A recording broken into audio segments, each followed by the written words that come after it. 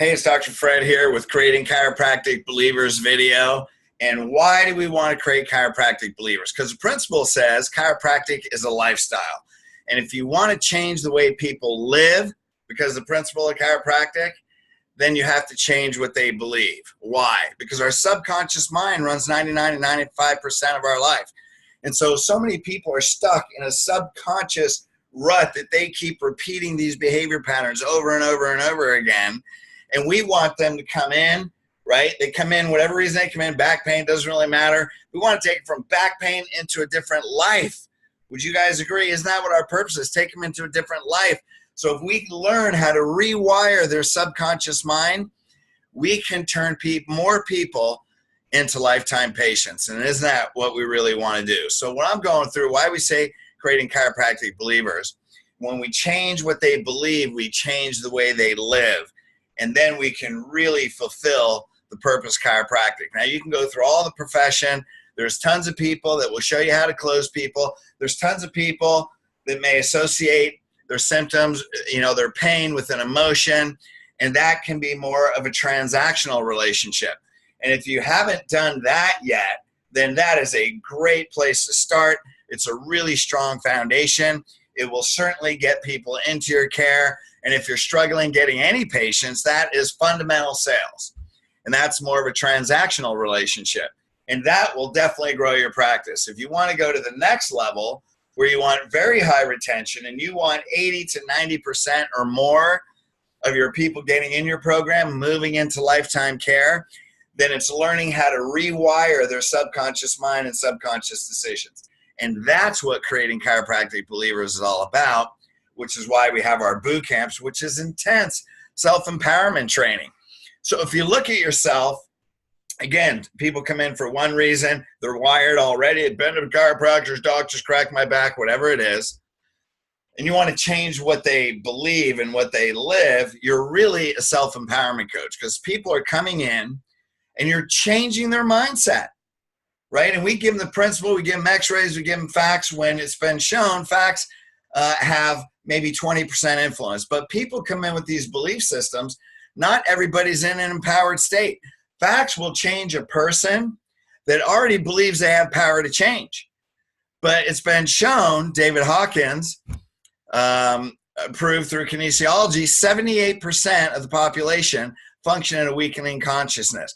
That means 8 out of 10 are not self-empowered. So if someone comes in and they give you an objection and they're self-empowered and you give them facts, you can change their mind. So the stuff works.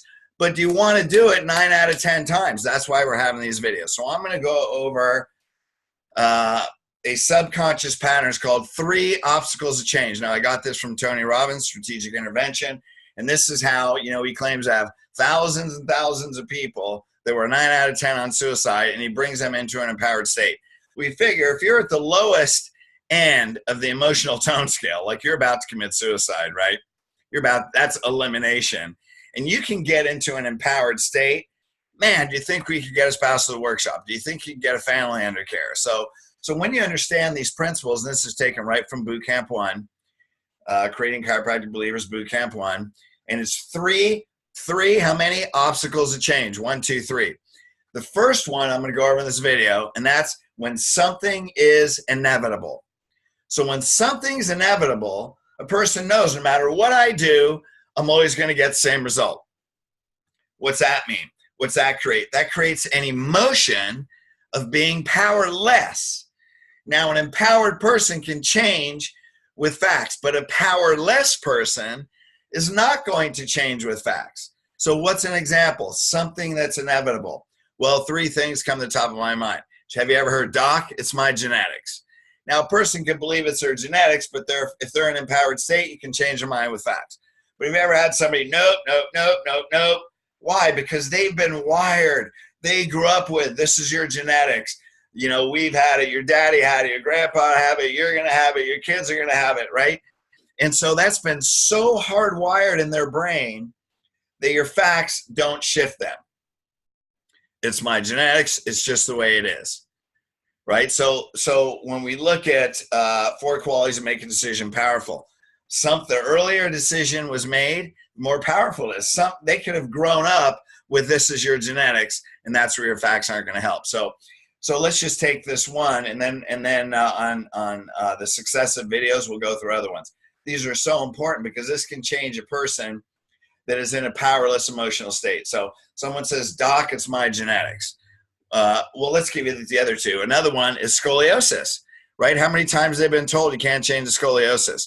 Well, if you study spinal correction, you know you can change it. So a person will be like, nope, crack my back. Even though you could be a great spinal corrective doctor and you could help them, it's what they've been told. Especially the older they are, of course, the harder it is to change. But you can still change a lot of those. But those people are already wired. What's another one? Arthritis. You shouldn't even say the word arthritis anywhere from day one, day two, anywhere in your program. Because if a person is hardwired, my daddy had arthritis and I have arthritis, they've been to medical doctors that said it couldn't change, all this stuff. When you know with spinal correction and rehab, you can rehydrate disc.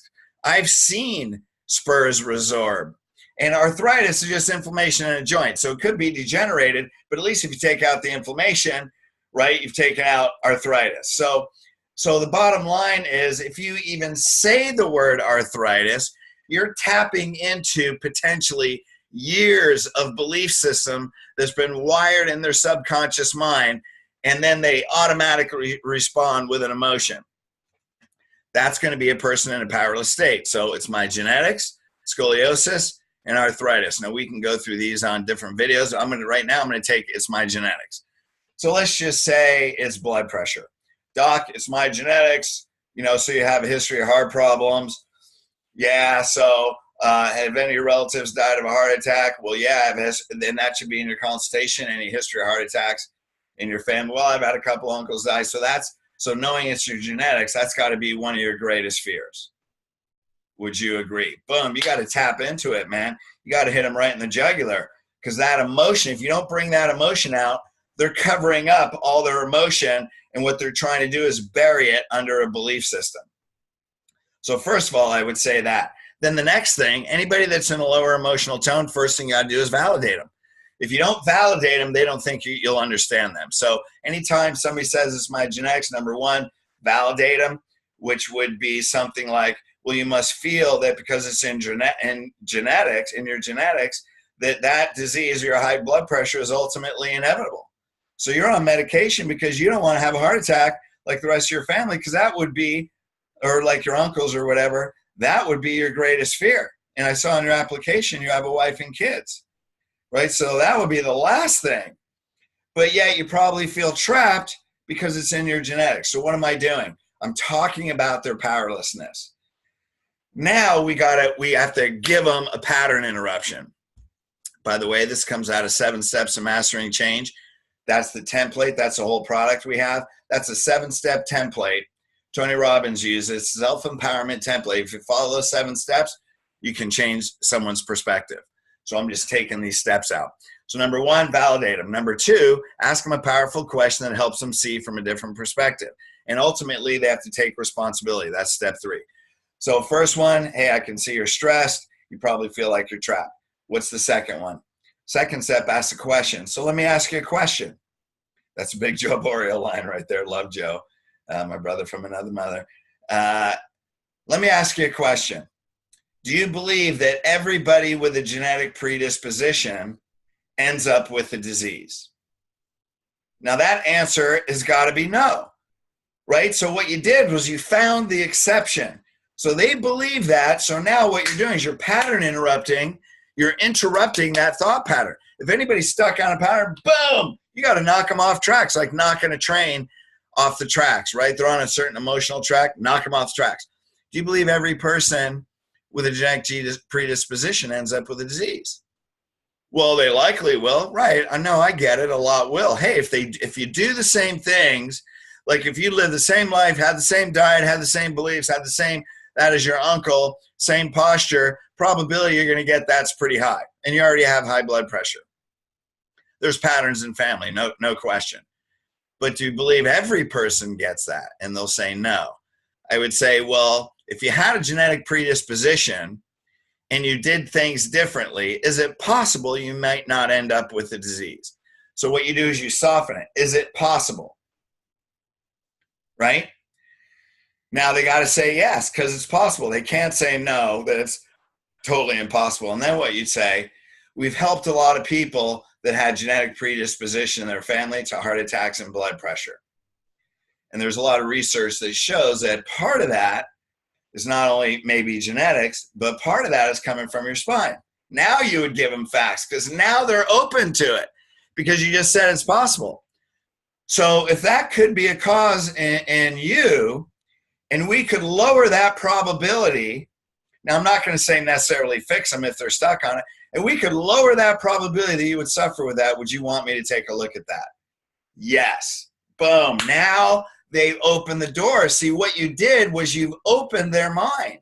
If you just come straight out with facts and they're not open to it because they're hardwired so deeply that they're just going to reject. And in fact, we've all had people like that. The more you try and push a person that's a victim, a low emotional tone, that doesn't have responsibility, that's putting blame on something else like genetics, and you try and push them, this is in psychology. It's the victim, persecutor, rescuer triangle. There's the victim. They don't have responsibility. It's something outside of themselves. You try and rescue them with facts, and they persecute. Who are they going to persecute? Put your finger on your chest and say me. That's why when you push a person that hasn't taken responsibility, this is self-empowerment 101, man. Just get this. If they don't have, if anybody places responsibility outside of them, they're not taking responsibility, which is step one, right? 7 steps to mastering change, understand their world. That's know they're a victim. Step two, actually, step one to change, but step two in the 7-step system is have emotional leverage. That's responsibility. A person cannot make change until they take responsibility. You guys getting this already? I know this video is a little long, but this is important. So ask a question that takes responsibility. Once they do, it opens their mind, and you say, if that was possible, would you like to take a look at it? Everybody's going to say yes. If you want a person to say yes, ask them a question they want to say yes to. Real easy. So there you go. Three obstacles to change. The first one is something that's inevitable. We gave you a series of questions on how to break through that, break through it in the beginning, and then they're going to be much more open to changing their belief system. So there you go, gang. We're going to be handing these out one by one and helping you be able to handle people that are not self-empowered into self-empowerment so they can become lifetime patients. Because that's your principle. That's why you're a chiropractor. That's why you're freaking amazing. That's why we're all in the same family. And that's why we're doing this together. Hey, if you want any information on the boot camps, give me a call. You know, we do guarantee 30 to 50% growth. It's so amazing once you change belief systems. Take this, use it in your practice. All right, gang. Peace.